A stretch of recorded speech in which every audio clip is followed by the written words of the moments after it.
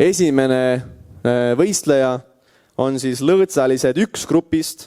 Esimene grupp on siis 1-2 mänguaastat. Ja ma palun lavale Juhan Koppel, kes mängib Karmoškat Karksi nuiast ja kelle juhendaja on Margus Põldsepp.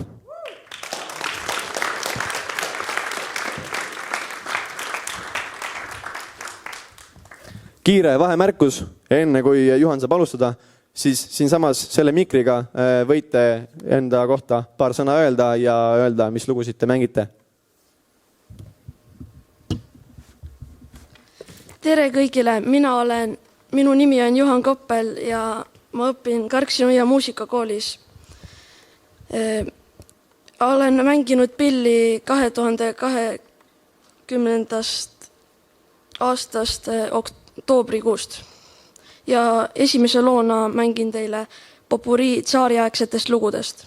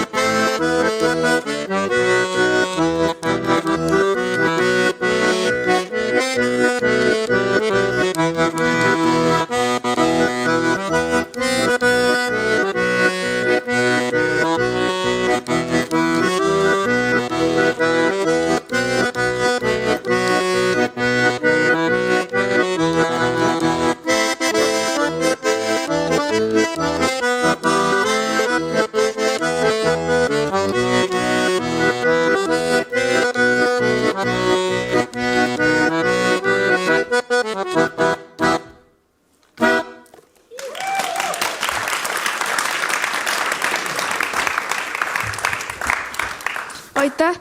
Teise loona mängin teile Karksi polka.